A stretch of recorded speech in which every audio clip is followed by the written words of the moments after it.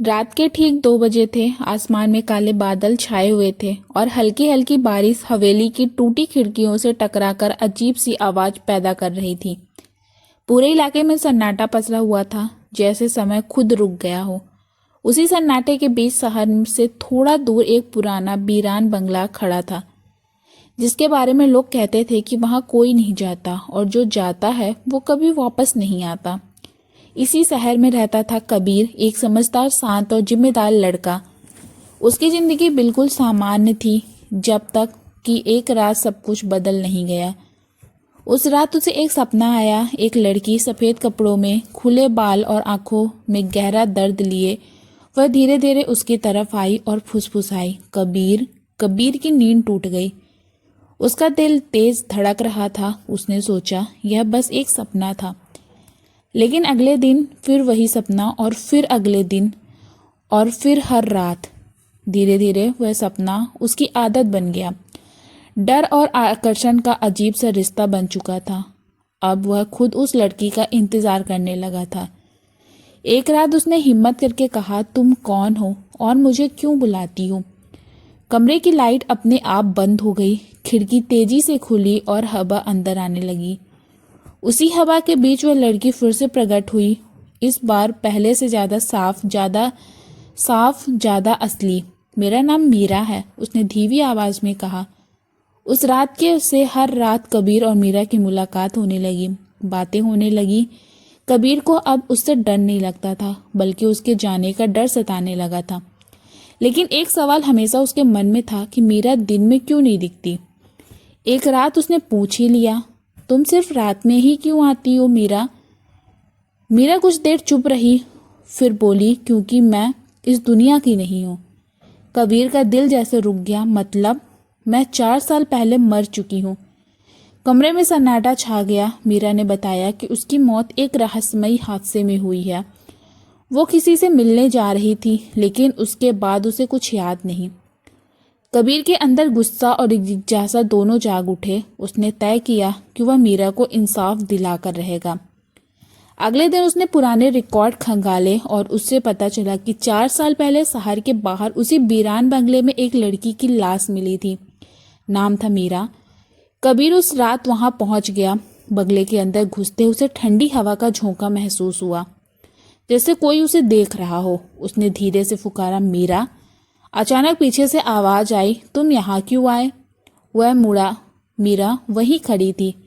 मुझे सच जानना है, कबीर बोला। जैसे ही वह आगे बढ़ा, उसे जमीन पर एक पुरानी डायरी मिली। उसने उसे उठाया और पढ़ना शुरू किया। आज मैं कबीर से मिलने जा रही हूँ। कबीर के हाथ कांपने लगे। ये कैसे? मीरा की आंखों से आंसू बहने लगे, क्योंकि मैं तुमसे ही मिलने आ रही थी। तभी अचानक कमरे में अंधेरा छा गया और एक डरावनी हंसी गूंजी। अंधेरे में एक परछाई उभरी, एक काली आकृति, लाल आंखें, विकृत चेहरा। सच जानना चाहते हो कबीर? और मीरा दोनों पीछे हट गए। सच्चाई सामने आई। उस रात सिर्फ हादसा नहीं हुआ था, उस बंगले में एक खतरनाक आत्मा रहती थी, जिसने कबीर के अंदर के अंधेरे को जगा दिया था। उसी के प्रभाव में आकर कबीर ने अनजाने में मीरा की जान ले ली, और फिर उसकी याददाश्त का हिस्सा मिट गया। कबीर टूट गया। वो खुद को माफ नहीं कर पा रहा था। अगले दिन लोगों को उसी बंगले में कबीर की लाश मिली, लेकिन कहानी यही खत्म नहीं हुई। लोगों ने कहना शुरू कर दिया कि अब वहां 2 नहीं बल्कि 3 परछाइयां दिखती हैं। कुछ महीने बाद एक पत्रकार आर्या उस रहस्यमय को सुलझाने के लिए वहां पहुंची। चेतावनियों के बावजूद वो रात 2 बजे बंगले में दाखिल हुई। जैसे ही वो अंदर गई, दरवाजा अपने आप बंद हो गया। उसने कैमरा ऑन किया और रिकॉर्डिंग शुरू थी। तभी मीरा उसके सामने आई और बोली, तुम्हें यहाँ नहीं आना चाहिए था। फिर कबीर भी दिखाई दिया, लेकिन अब उसका चेहरा बेचैन था। आर्या ने पूछा, तीसरी परछाई कौन है? तभी वो काली आत्मा प्रकट हुई, हंसती हुई, खतरनाक। मीरा ने सच बताया, हम इस आत्मा के जाल में फंसे हैं। जब तक हमारी एक कहानी अधूरी है, हम यहाँ कैद रहेंगे। आर्या ने पूछा, तो इससे निकलने का तरीका क्या है? मीरा बोली, सच को दुनिया के सामने लाना। आर्या ने कैमरा उठाया और पूरी कहानी रिकॉर्ड करना शुरू किया। मीरा की मौत, कबीर की सच्चाई और उस आत्मा का अस्तित्व। जैसे जैसे वह बोलती गई बंगले की दीवारें कांपने लगी। आत्मा चीखने लगी, चुप हो जाओ। लेकिन अब सच सामने आ रहा था। अचानक तेज रोशनी हुई और सब कुछ शांत हो गया। सुबह जब आर्या की आंख खुली, वह बंगले के बाहर थी।